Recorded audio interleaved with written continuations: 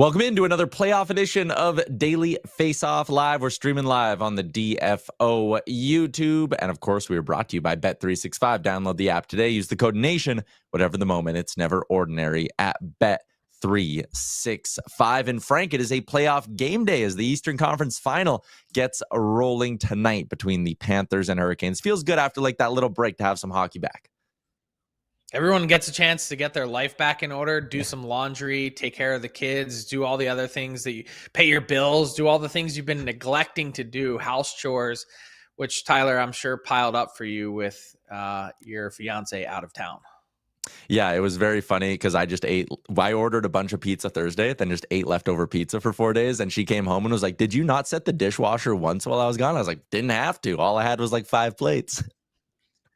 Oh man, come on, man! You got to live a little. Just one pizza for the whole week. Come on, you can do better than that.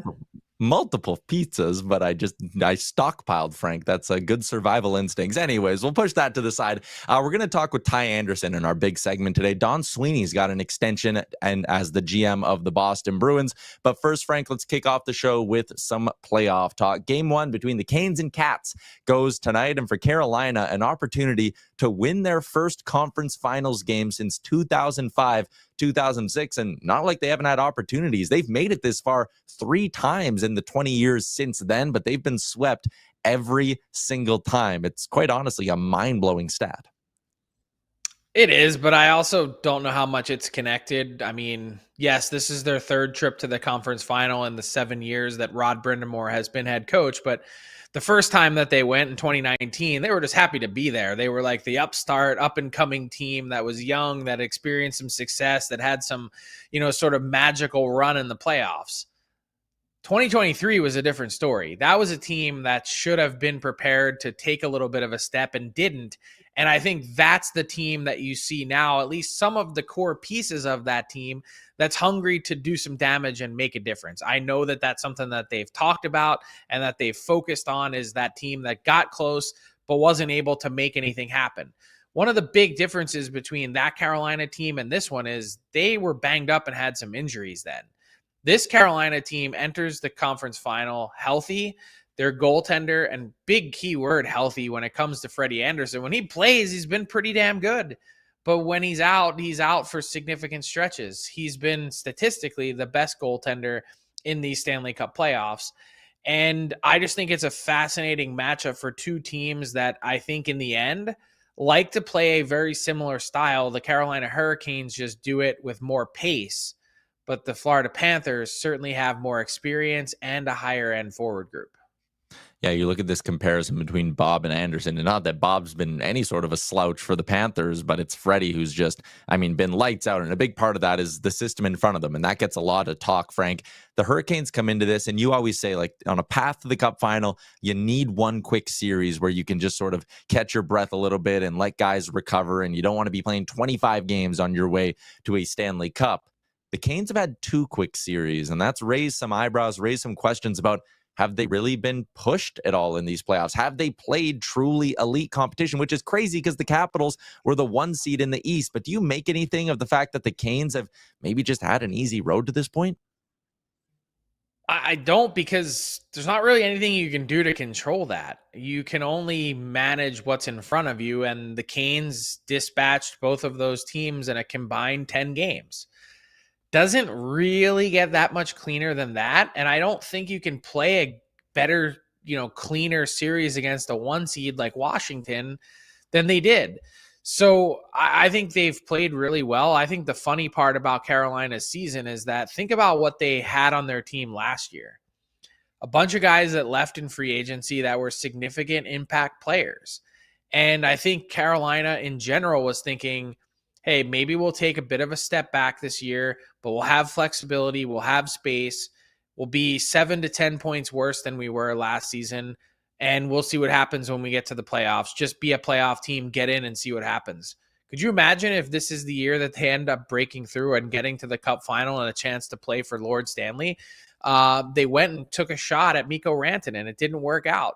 They're a better team now with Logan Stankoven and Taylor Hall than they were with Marty Necas and Jack Drury. And now let's see what happens against this vaunted Florida team that is an incredibly difficult out.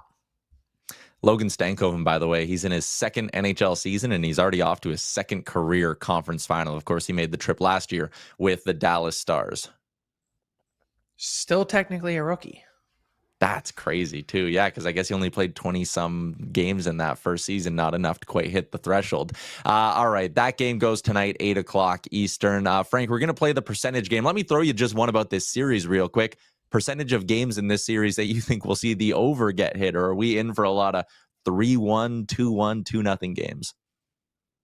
It feels like we're in for that, but I think what's interesting in answering that is there were some pretty uncharacteristic games from Sergei Bobrovsky to start last series, where he then found a way to knuckle down when it mattered most. So if he has any of those off nights, I could see a 4-3 game. I could see something like that. So you know me, I'm never an advocate for the under. So in this case, I'm a little extra leery to start the series.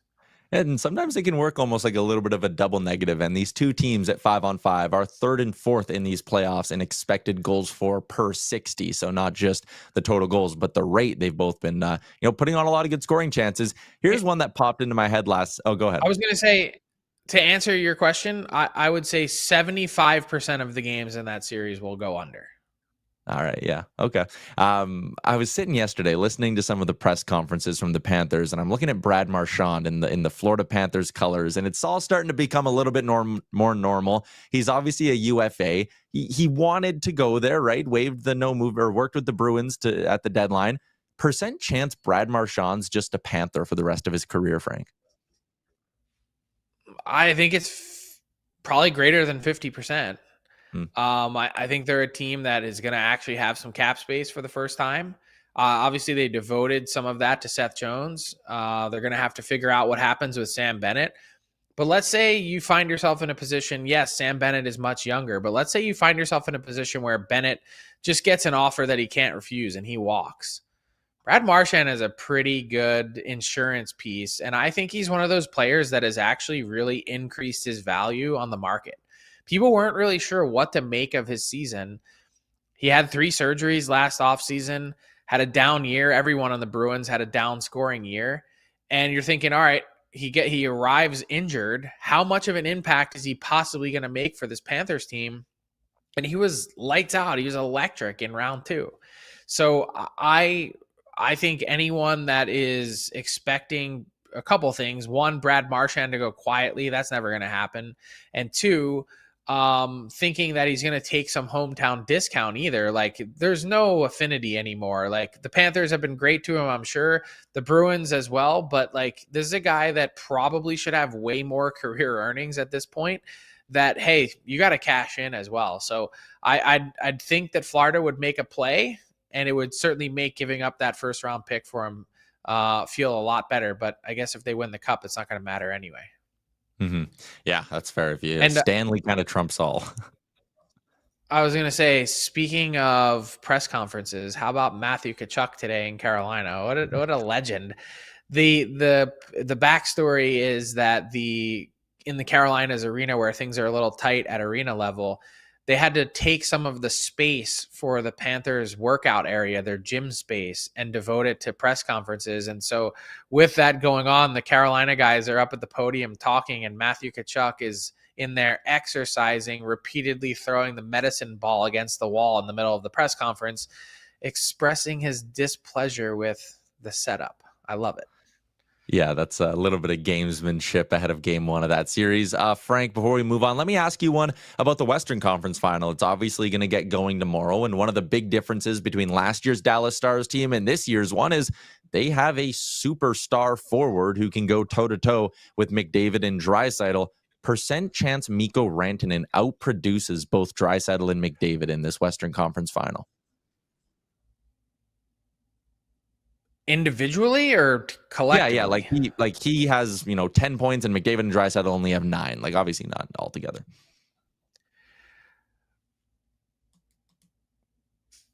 25. Okay. I mean, the number is not very high. Like, I mean, McDavid and Draisaitl are 2 of the best playoff players. Rantanen's line has been opportunistic. The numbers would suggest that they haven't been that great, to be honest. And he's no doubt a horse, and he's going to be carrying this team. I think, to me, the biggest difference between the Stars year over year in this conference final rematch is that they arrived or rolled into last year's conference final like, I don't know, Cousin Eddie in Christmas Vacation. They were a tenement on wheels with their back end. They had 4 guys that they were rolling with. That was it. And they just didn't have the juice because of that. I expect a very different, tightly contested series. All right, Frank, let's move on. Yesterday, you had a report about the Islanders GM vacancy. It could be down to a 2-horse race there. Yeah, always careful to, definitively call it a 2-horse race. There might be another late entrant or a stalking horse, so to speak. But yeah, sources suggest that if we were to handicap it at this point right now, fittingly the horse racing metaphor, because their arena backs up to Belmont Park, is that it's a 2-horse race between Marc Bergevin and Matthew Darche. They've gone back and forth for a while. I think both these guys understand that they are finalists for the position. They've both had multiple interviews and 2 totally different paths to get to this point. I was kind of surprised that Bergevin, who was a 10-year NHL GM and spent the last 3 years as a senior advisor in LA, was kind of quickly passed over for the position that went to Ken Holland. And in Matthew Darche's case, who's been with the Tampa Bay Lightning since 2019, I've seen a lot of really interesting reporting and characterization of his candidacy. No doubt he's a strong candidate, but it's really funny because I've seen stuff say that he's the only person qualified for this job. And I'm thinking, like, there's assistant GMs out there that have been doing what he did for 5 years for the last 20 to 25 years and have had their fingerprints on every facet of a hockey operations organization. I don't buy that. I think he's a strong candidate for sure and has definitely learned a lot under Julien Brisebois. But at the same time, it feels like a guy that's sort of been out there campaigning, that is a guy that's taken breaks from running the Tampa Bay Lightning every spring to involve himself in GM searches that I'm sure at some point he's going to break through, but just been an interesting path to this point. Yeah. Let me just sort of blend our last sort of 3 topics here all into one as we pivot into a little bit of Toronto Maple Leafs talk before our big segment. Frank, percent chance you think Brendan Shanahan's back with the Leafs next season, or is it still too early to tell? I think it's pretty low. I look, he doesn't have a contract for next season. I think if the Leafs had intentions on retaining him, that a new contract would be done unless he had made a decision personally that he's going in another direction. That said, you have to keep in mind that this is a results-oriented business, and the Leafs, he deserves a ton of credit because the Leafs were a laughingstock before he got there. He rejuvenated that franchise. He brought it back, reinstilled some tradition, and beyond that, put the Leafs back on the map as an organization to be taken seriously in the NHL from a competition standpoint. He's the guy that's at the forefront of that. That said, when you get to this point in time, and just to pick a team by comparison's sake, that you have as many series wins as the Vancouver Canucks do over the same period of time, and they missed the playoffs 6 times and you made it 6 more times, that's hard to wrap your brain around. So new ownership group in Toronto. Rogers takes 100% control of Maple Leaf Sports and Entertainment. Keith Pelly, of course, has been installed as CEO. That I think it lends itself to, especially with the results, a natural time of inflection and period of change. Leafs locker room cleanout day. A lot of the quotes were, I think, kind of what you'd expect. Craig Berube talked about how much he loved coaching this group, said there were a lot of strides forward. But the one person I think a lot of Leafs fans wanted to hear from was Mitch Marner. And he was asked point blank about his future with the team and said he hasn't had a chance to talk about it with his wife yet. He never said, Frank, I want to be back. He simply said, I've always loved my time here. Are we reading too much into this locker room cleanout day, or did Marner sound like a guy who's maybe got his eyes elsewhere? Or is this all negotiating? No, it sounds like he's a guy that has his foot out the door. And look, I think sometimes you can read a ton into what people don't say. And when you have a platform like that and you could change the narrative or the talking points or the discussion around your career, I mean, I'm sure that entire media availability was very well planned and rehearsed. I mean, I'm sure it was practiced. This is something that you would spend time talking to your agent about. So the fact that he didn't say that he wants to be back, I think says a lot without saying anything at all. And I understand why he's arrived at that point. As much year-long Maple Leaf, a hometown kid, the potential to go down as arguably the best Toronto-born Maple Leaf of all time. Like, he was in that conversation prior to this season. That he's taken a ton of bullets. Like, he has to go to work wearing a metaphorical bulletproof vest because he's the guy that people come to about this playoff success. And I'm not absolving him by any stretch of the imagination. I'm just saying he's not alone. Mm-hmm.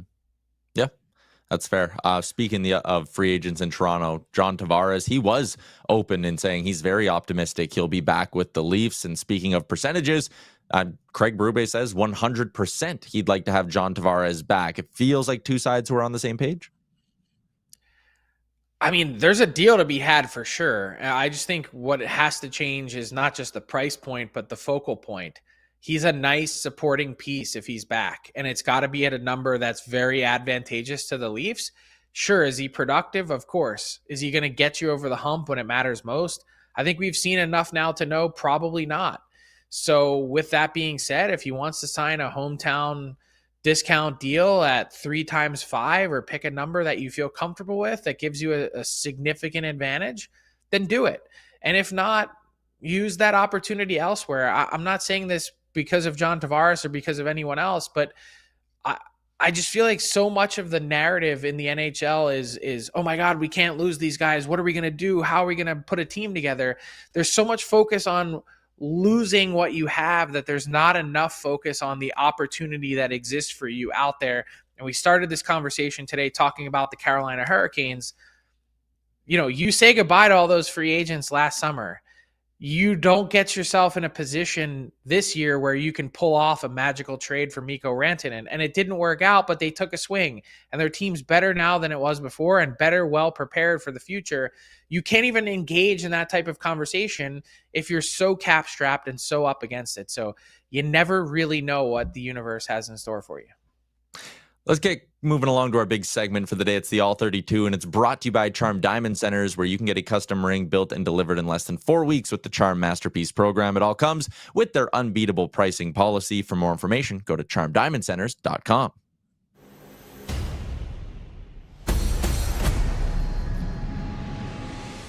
Our offseason preview today is all about the Boston Bruins, and very fitting considering the news of today as well. Always a pleasure to be joined by Ty Anderson from 98.5 The Sports Hub. And Ty, Don Sweeney getting a 2-year extension that's going to bring him through 2027, 2028.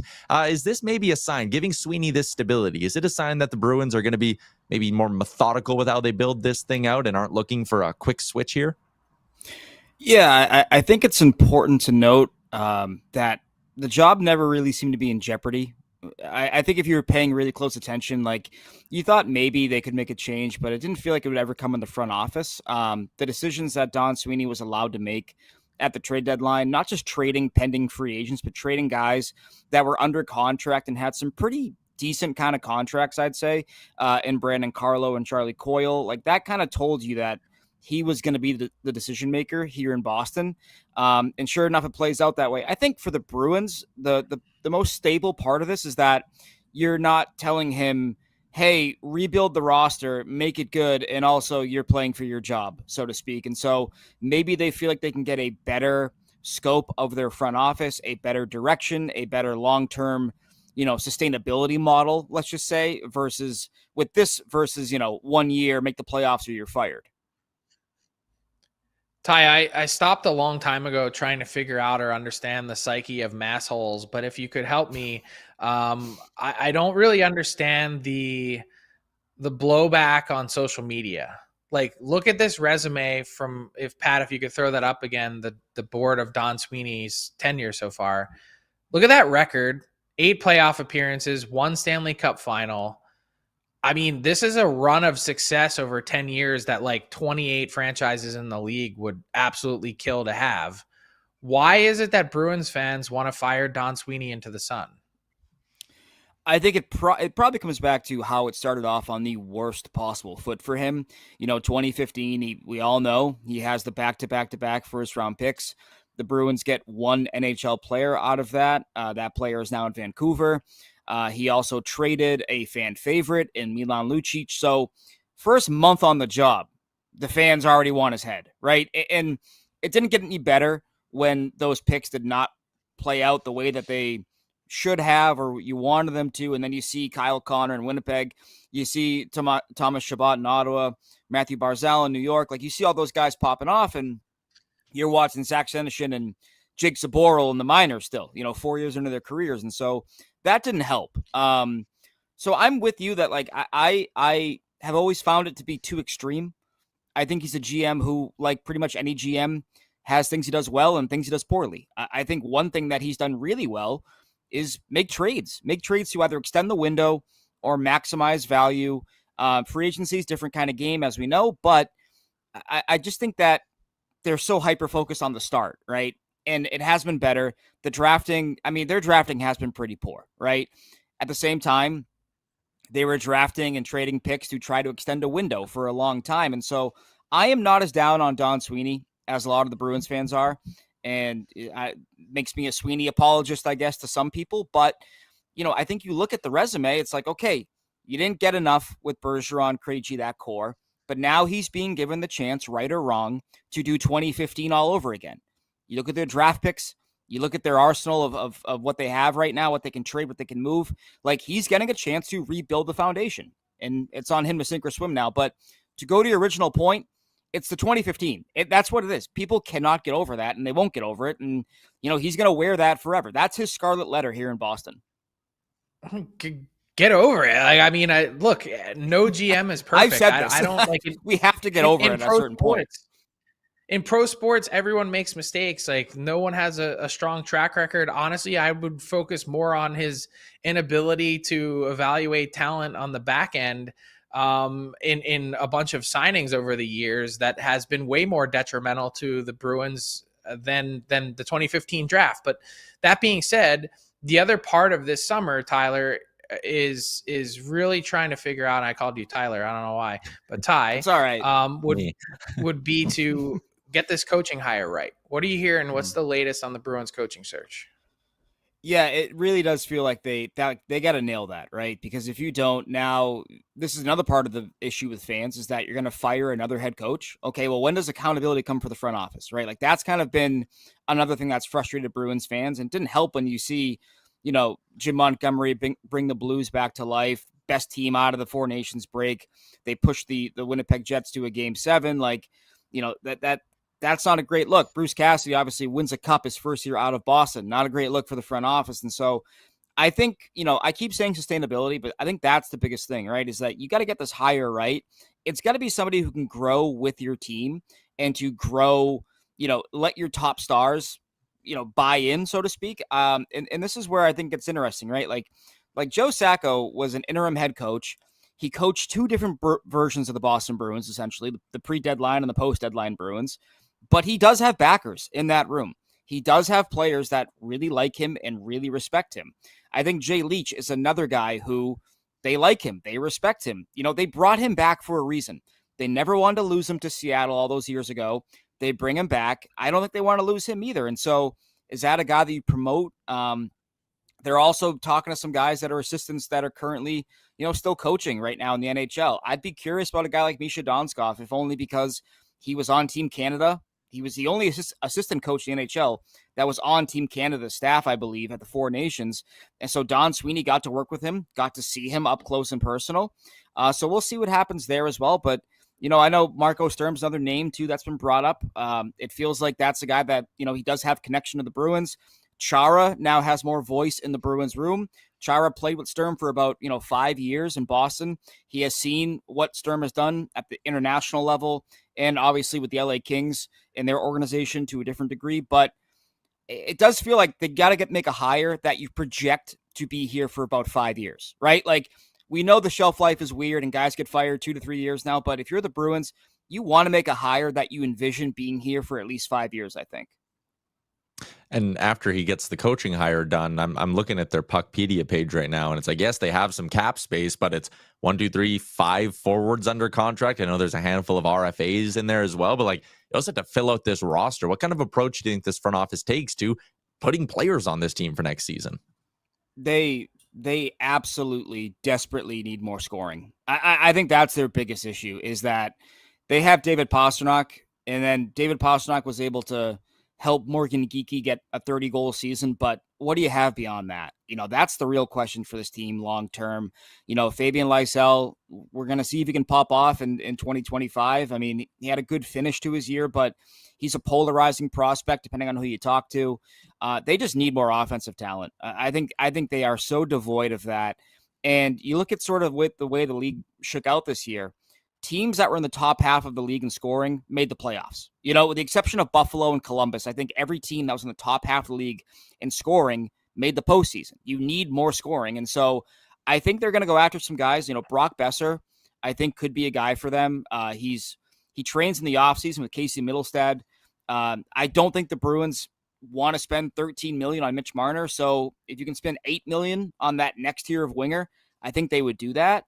And so I wonder about a guy like Brock Besser, but I think scoring is their biggest need. They never replaced Jake DeBrusk, and assuming Marchand isn't back next year, which who knows what happens there, like, you need more scoring. You can't just rely on your prospects and these guys you picked up at the deadline to suddenly become 25, 30 goal scorers. You need more talent there.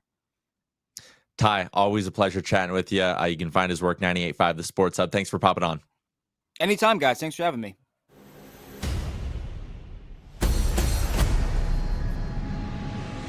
Yeah, I think Ty's going to have a lot to write about this summer. Let's get to our hashtag AskDFO question. Frank, we got an interesting one just along the lines of the Marner stuff from Asim, who said, could you see the Leafs going the sign and trade route, trying to dump off Marner's rights to get something back? Do you think it's a path they'd go down? Does it make sense?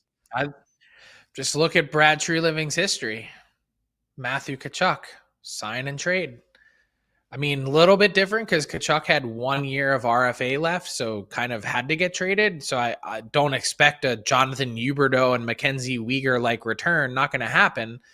But could they jump the market and find a situation where Mitch Marner wants to pre-negotiate with and everyone gets a win-win? The Leafs get a little something in return.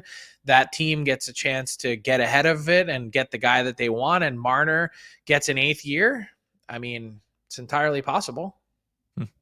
Let's get to our daily bets for Bet365. Want to get in on the action for the Stanley Cup playoffs? At Bet365, they got you. Game props, player props, totals, money line, and of course, futures bets. And there's a whole bunch of them leading into the East and Western Conference Finals. Whatever your bet, it's never ordinary at Bet365. Download the app and get in on the game. An official partner of the Stanley Cup playoffs, must be 19 or older. I got a couple here. One of them is a series bet. Brad Marchand over 1.5 goals is plus 120. I love this spot. While he didn't score against the Lightning in round 1, he found the back of the net 3 times against the Toronto Maple Leafs. He's also a guy that Paul Maurice has trusted in some empty net situations in these playoffs. So again, that's just another reason. 1.5 goals. It's not that high. He did it last round.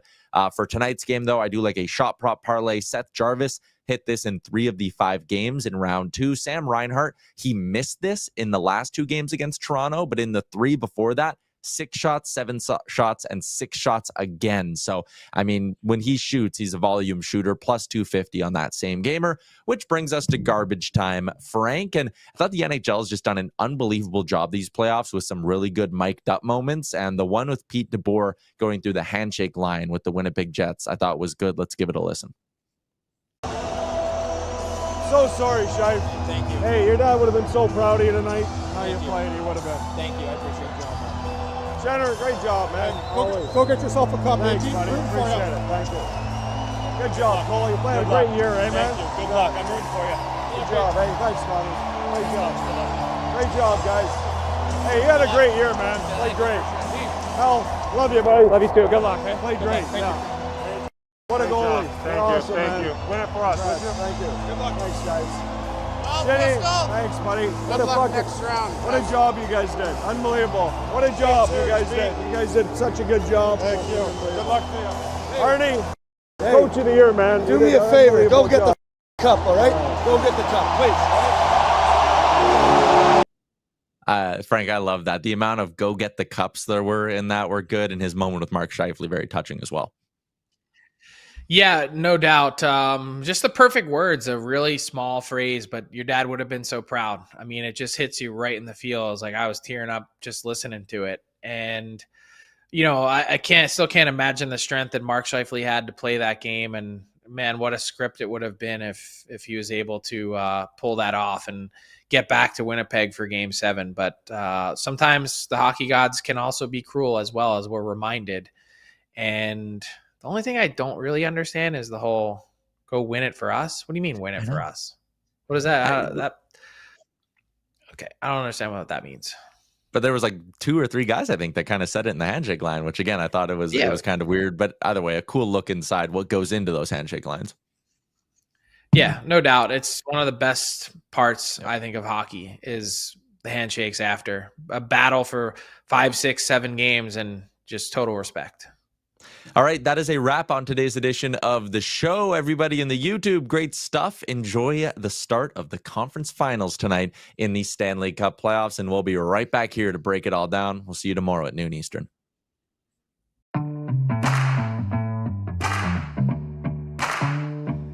What's up, hockey fans? If you enjoyed that video, then you're going to want to hit the subscribe button to not miss any of our content. From daily live shows with Frank Seravalli to analysis from former NHLers to exclusive interviews with some of the biggest names in the hockey world on Frankly Speaking. You're going to want to hit that subscribe button and stay up to date with everything going on in the hockey world.